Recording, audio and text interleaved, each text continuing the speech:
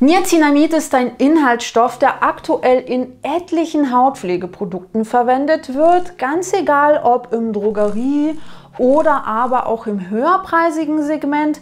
Allerdings stellt sich die Frage, ob Niacinamid tatsächlich Vorteile für die Haut hat, die wissenschaftlich erwiesen sind. Und in diesem Zuge möchte ich euch auch noch gerne 3 Kommentare bzw. Meinungen zu Niacinamid vorlesen, die ich im Internet gefunden habe. So ein Kackprodukt. Nur 4% Niacinamid bringt gar nichts. Würde ich niemals kaufen. Niacinamid ist erst bei 10% wirksam. Liebe Grüße. Bei Niacinamid unbedingt Sonnencreme benutzen. Es macht die Haut lichtempfindlich. Ob an diesen Behauptungen wirklich etwas dran ist, soll das heutige Video beantworten. Und im besten Fall soll es euch natürlich auch dabei helfen, das perfekte Produkt für eure Haut zu finden. Kommen wir zunächst einmal zu der Frage, ob Niacinamid tatsächlich Vorteile für die Haut hat. Und die kurze Antwort ist ja. Diese Vorteile sind sogar relativ gut erforscht, vor allem wenn man bedenkt, dass es sich bei Niacinamid unter anderem um einen kosmetischen Inhaltsstoff handelt, der für Hautpflegeprodukte verwendet wird, die man easy peasy in der Drogerie kaufen kann. Aber ich kann euch natürlich viel erzählen, denn ihr wollt sicherlich die Fakten sehen und diese werde ich euch unten in der Infobox verlinken und natürlich auch hier als Quellenangabe kennzeichnen. 2% Niacinamid können bereits talgregulierend wirken, sowie die Ceramid- und die Keratinsynthese anregen und das wiederum hat einen positiven Effekt auf die Hautbarriere. 4% Niacinamid können hilfreich bei Entzündungen sein, während 5% einen positiven Effekt auf Hyperpigmentierung, hier vor allem Pigmentflecken haben können. Zu allem, was darüber hinausgeht, existieren bisher keine Studien, also ich zumindest konnte nichts finden. Das heißt, zu behaupten, dass Niacinamid erst ab einer Konzentration von 10% wirksam ist faktisch einfach nicht korrekt. Es bedeutet allerdings nicht, dass höher konzentrierte Produkte keinen Effekt haben, sondern dass wir da einfach nicht genau sagen können, was diese Produkte bewirken können, weil es dazu einfach keine aussagekräftigen Studien gibt. Das bedeutet aber nicht, dass man subjektiv oder eben auch ganz individuell positive Erfahrungen mit solchen Produkten machen kann, aber man muss es dann einfach so benennen, wie es ist. Es ist eine individuelle Angelegenheit, eine subjektive Wahrnehmung und kein Fakt. Wie man sieht, ist die Wirkung von Niacinamid unter anderem von dessen Konzentration abhängig, aber auch die Gesamtformulierung spielt eine Rolle und hier möchte ich einfach wieder so ein paar persönliche Erfahrungen mit einfließen lassen und auch persönliche Erfahrungen von euch,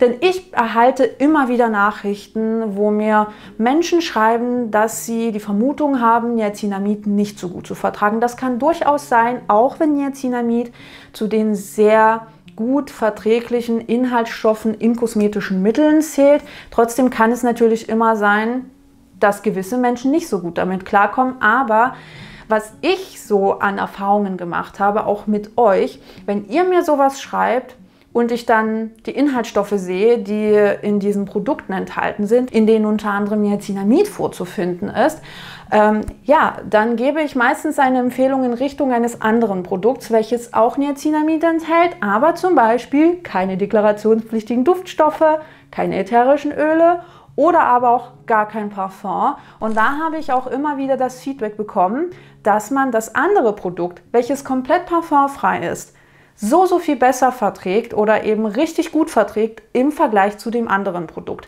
Das heißt, es muss nicht zwangsläufig am Niacinamid liegen, wenn man ein Produkt, welches Niacinamid enthält, nicht so gut verträgt, sondern es kann eben auch mit der Gesamtformulierung oder einem anderen Inhaltsstoff bzw. anderen Inhaltsstoffen zusammenhängen. Was ich auch sehr, sehr oft gefragt werde, ist, wie lange es denn dauert, bis man einen Effekt sieht. Und manche sind so krass ungeduldig. Ich meine, das war ich auch ganz am Anfang, als ich mich durch alle möglichen Produkte durchprobiert habe und mich geärgert habe, wenn ich nicht gleich in der ersten Woche einen positiven Effekt auf meiner Haut feststellen konnte. Aber ich sage euch, Geduld ist eine Tugend, denn wenn man sich die Studien anschaut, dann muss man Niacinamid, also Produkte mit Niacinamid, mindestens 2-mal täglich auftragen und das für mindestens 4 Wochen, wenn nicht sogar 12 Wochen. Also alles, was so Hyperpigmentierung betrifft, dauert in den meisten Fällen länger. Also da muss man dann wirklich so ein bisschen geduldiger sein und auch sanft mit seiner Haut sein, sanft mit sich selbst sein, nicht so streng sein, wenn es einfach nicht sofort funktioniert und nicht sofort klappt. Und manchmal liegt es dann halt auch im Endeffekt entweder am Produkt, oder es ist so eine ganz individuelle Angelegenheit, für die man aber nicht sich selbst bestrafen sollte, denn eure Haut kann nichts dafür, wenn sie nun mal so funktioniert, wie sie funktioniert. Und da kann es dann eben auch hilfreich sein, auf ein anderes Produkt zu switchen, denn wie gesagt, es muss nicht unbedingt am Niacinamid selbst liegen, dass etwas nicht stimmt, sondern es kann schlichtweg mit der Gesamtformulierung zusammenhängen. Was ich auch sehr, sehr spannend finde, ist, wie rasant sich die Drogerie in Bezug auf Niacinamid-Hautpflege entwickelt.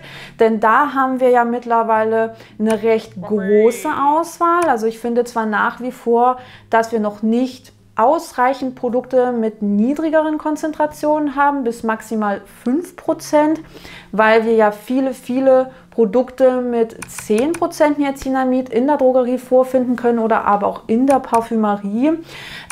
Nichtsdestotrotz, die Entwicklung schreitet voran und das wirklich sehr, sehr schnell. Allerdings heißt es halt nicht, dass nur diese Produkte existieren, denn ich habe in letzter Zeit auch öfter gelesen, dass irgendeine bestimmte Marke, ich möchte jetzt den Namen auch nicht sagen, weil immer verschiedene Marken genannt werden, da absolut innovativ ist, weil die ersten sind, die Niacinamid in ihren Produkten verwendet haben, wo ich dann einfach auch so da sitze und mir denke, ey, es existieren außerhalb der Drogerie noch so viele kleine Unternehmen, die nicht in diesem Massen produzieren können, die sich das nicht leisten können und die bereits seit Jahren existieren, bevor diese Drogeriemarken überhaupt da waren, die auch Niacinamid in ihren Produkten verwenden und die Konzentration transparent angeben. Also wisst ihr, wie ich meine? Nur weil etwas in der Drogerie vorzufinden ist, heißt das halt nicht, dass das ein Abbild der Gesamtheit der Kosmetikindustrie ist. Klar sind das mitunter die großen Player, die wir in der Drogerie vorfinden können, aber es gibt so viele kleine Unternehmen, die eben auch Aufmerksamkeit verdient hätten, die sie aber nicht bekommen. Aber es ist natürlich nochmal was anderes zu behaupten, dass irgendeine Marke so super innovativ ist, weil sie Niacinamid in ihren Produkten verwenden.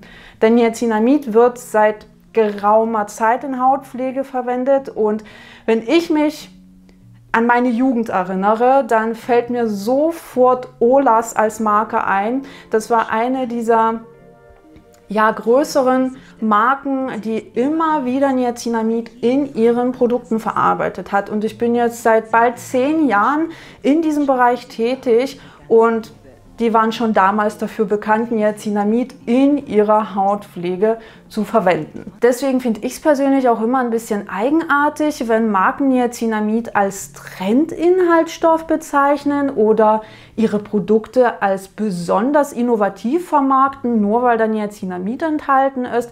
Denn Niacinamid wird, wie gesagt, bereits seit geraumer Zeit verwendet und ist in der Kosmetikindustrie auch kein unbekannter Rohstoff. Was ich allerdings immer richtig cool finde, ist, wenn Marken Niacinamid mit Stoffen kombinieren, die Niacinamid in seinem Effekt unterstützen, beziehungsweise wo sich Niacinamid und der entsprechende Stoff einfach gegenseitig supporten, so wie beste Freunde.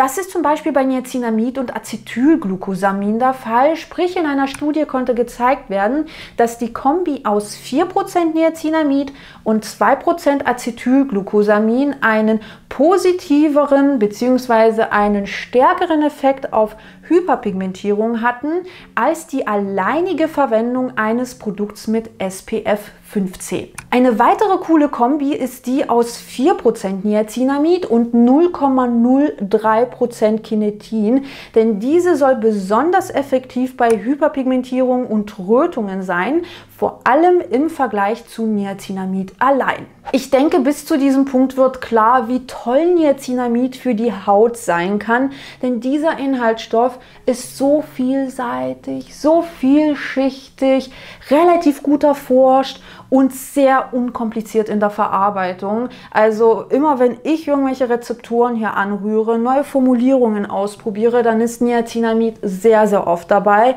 weil meine Haut Niacinamid einfach liebt. Also sie geht förmlich darin auf, wenn ich Produkte mit Niacinamid verwende, also im positiven Sinne, jetzt nicht pickelmäßig oder irritationsmäßig oder rötungenmäßig, denn ich kann definitiv eine Verbesserung meiner Haut feststellen, wenn ich Produkte bzw. bestimmte Produkte mit Niacinamid nutze. Und deswegen hat es halt auch einen Grund, dass das Incipedia Gesichtswasser 4% Niacinamid enthält, denn diese Konzentration ist wirklich wie Feenstaub auf meiner Haut, und immer wenn ich mein eigenes Gesichtswasser aus meiner Routine entferne, dann kann ich einige Wochen später feststellen, dass meine Haut das überhaupt nicht mag und dass sie dieses Gesichtswasser vermisst. Falls ihr euch dafür interessieren solltet, verlinke ich euch unten in der Infobox, dann könnt ihr sehr, sehr gerne in meinem Shop vorbeischauen.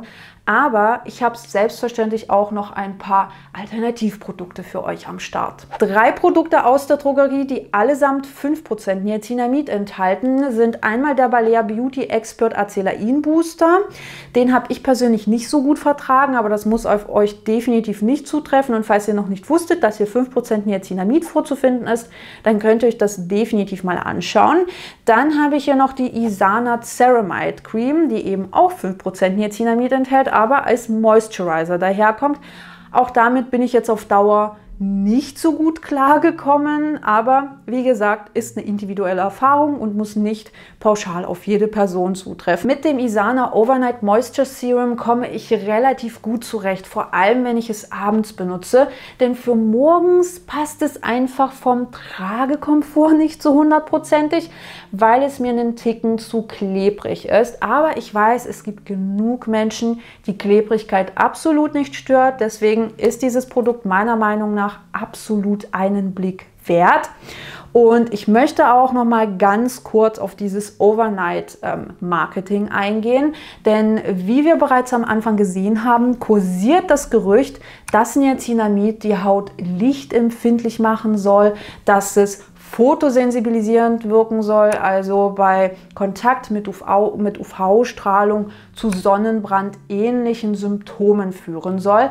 Allerdings ist das laut Cosmetic Ingredient Review Panel nicht der Fall.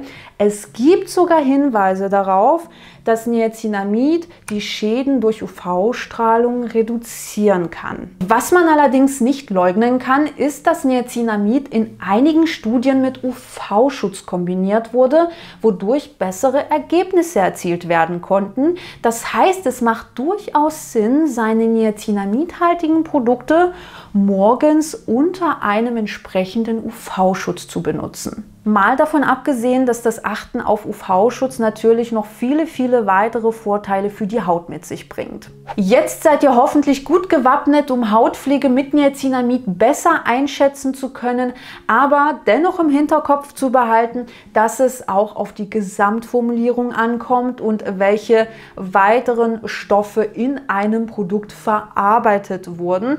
Aber ihr könnt euch im Hinterkopf merken, Niacinamid ist relativ gut verträglich. Es kann sowohl morgens, aber auch abends genutzt werden. Also es spricht absolut nichts dagegen, Niacinamid zweimal täglich in die Routine zu integrieren und das wirklich viele, viele verschiedene Produkte existieren, in denen Niacinamid vorkommt und dass es natürlich auch eine individuelle Angelegenheit ist, herauszufinden, welche Produkte einem mehr zusagen. Vielleicht ist es doch eher der Moisturizer oder das Gesichtswasser oder aber auch das Serum, das ihr in eure Routine integrieren möchtet. Nichtsdestotrotz möchte ich zum Schluss nochmal anmerken, dass es nicht darauf ankommt, möglichst viel zu benutzen und nach dem Motto mehr ist mehr zu gehen, sondern einfach zu starten, nach und nach ein Produkt in die Routine zu integrieren und zu schauen, wie die Haut damit zurechtkommt, um einfach unnötige Irritationen zu vermeiden. Falls euch das heutige Video gefallen hat, dann würde ich mich natürlich extrem über ein Abo oder aber auch ein Däumchen nach oben freuen. Das ist nämlich der absolute Motivationsboost für mich, denn beim letzten Video hat mich eure Wertschätzung extrem geflasht. Wir haben nämlich innerhalb von 24 Stunden fast 10.000 Aufrufe generiert. Das ist wirklich, wirklich krass. Also vielen, vielen Dank dafür. Wenn ihr dieses Video verpasst haben solltet, dann klickt einfach hier drauf und wir sehen uns dann beim nächsten Mal. Ciao!